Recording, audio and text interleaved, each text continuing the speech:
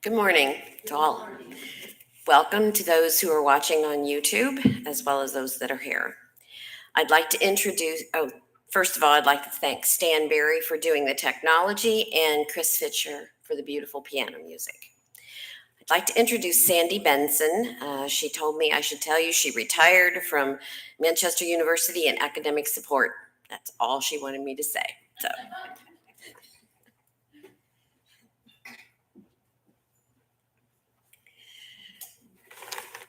Good morning this Thursday, July 6, 2023. I don't know where this year has gone already. Various denominations have taken the word to other lands, feeling that this is what Jesus taught all good Christians to do: spread the good news. They felt, and some still feel, the need to evangelize, advocate for belief in one true God through Jesus Christ. Now, that evangelism has taken many forms. Sadly, those efforts have meant to wipe out all native beliefs and insert our own version of Christianity because, after all, they are ignorant savages whose souls need saving. Shocking to hear that, isn't it? Most contemporary efforts to do have a more altruistic purpose for their presence among non-Christian people, but it's not always been so. Remember, the Pilgrims and other religious groups like the Lutherans, Mennonites, Quakers, Dunkers, or Brethren came from situations whereby their members were punished or put to death for their deviant beliefs. European kings and rulers determined what religious practices were acceptable and which were against the current ruler. Good old English King Henry VIII wanted to divorce his wife, but since the official religion of England was Catholic and divorce was forbidden, that was not possible. So he created a new church, the Anglican Church, and beheaded his opposition. Created not of religious convictions, but of convenience. This happened with subsequent English kings and queens.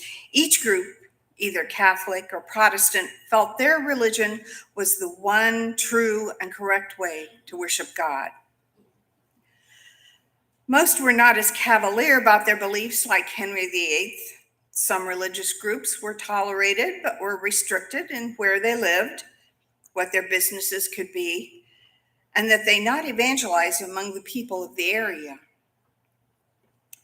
Maybe the feeling that those who came to America, who needed to spread the Christian religion, came as a result of gratitude of finally finding a country where they could worship as they pleased without losing their heads or their land. This push to take the word to the rest of the world really came about in the 1800s, when the United States was fairly stable, people were prospering and exploring new lands. Then came the missionary, those well-meaning souls who felt that going to Indian reservations, China, India, Africa, could spread the good news to people who were doomed to die without salvation for their souls. Now, I have no issue with Christian charity, and many mission groups had good intentions, but from a very narrow perspective. And I know some of you have been in the mission field, so let me explain what history has shown me. In the mid-1880s, the US government, heavily influenced by former military leaders, authorized the development of 350 residential schools across the U.S. for children of Native American tribes.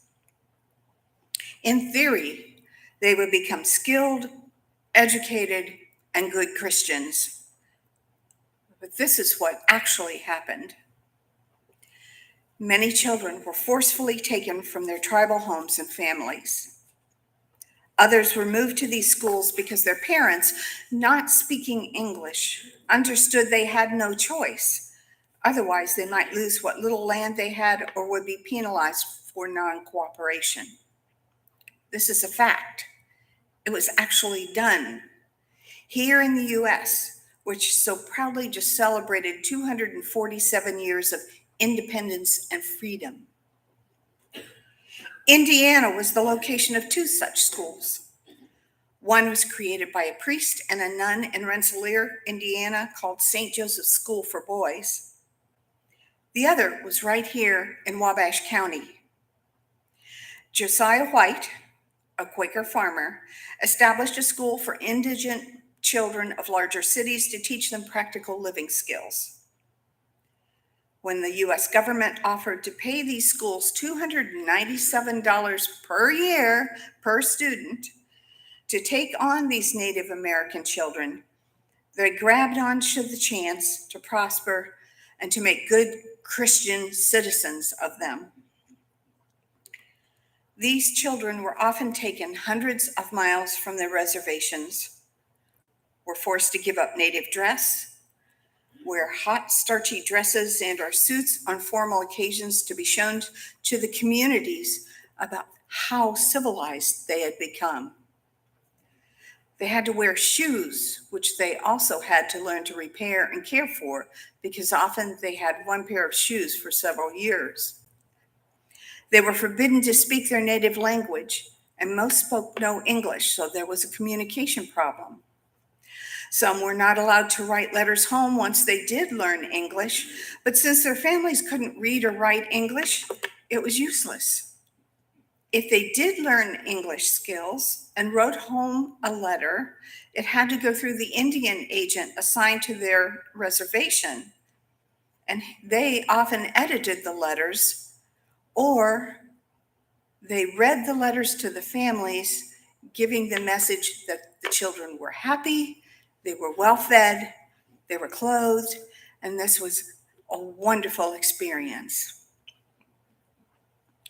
They worked 8 to 10 hours per day, except for Sundays, on the farm growing food for the school and crops to sell. Girls were trained to sew, but they also did the washing for 200 students using a tub and a washboard. They all swept and scrubbed floors and kept their beds made and tidy. They did schoolwork by lantern or candlelight until they fell asleep at their tables. Sundays, they dressed in their best clean clothes, sat in a hot or cold crowded chapel, and heard preaching about this man Jesus, although they seldom understood what was being said. These are facts. These are things that really happened. And I ask, where is the love? Where is the mercy in this? The Quakers and Catholics were doing God's will, but at what price? I have never read anything in the Bible that tells us that Jesus said, force these people to believe in God, our God, at whatever cost. Very early missionaries packed their Bibles and their hymnals in trunks and took months to get into the godless countries. They were sometimes met with some curiosity, some agitation, some mistrust. They struggled with foreign languages, which they found out was the only way to communicate with these people. And to simplify that, they taught them English so they could communicate. They had Sunday service but they offered something special following the service to entice the locals to attend. Then in the 1900s, the approach to missionary work changed, especially after wars or conflicts. They taught skills in raising food, medical treatment, turning their private arts to public sales to provide money for the community.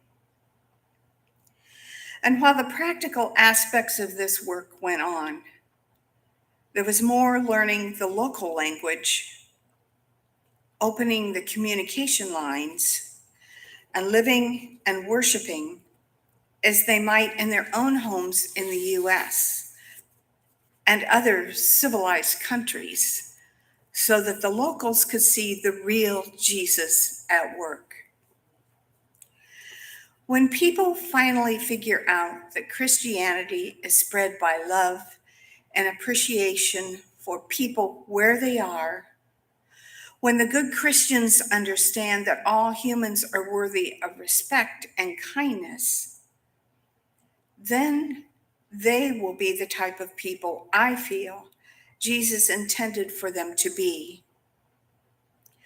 As the song goes, they will know we are Christians by our love. I am mindful that my type of Christian love may be different from how you express your Christian love. And I recognize that my God may not be the same God that others may worship. But what I am certain of is that if I follow what Jesus taught in Matthew 5, 1-12, all persons should be welcome at the table. Blessed are the poor in spirit, for theirs is the kingdom of heaven.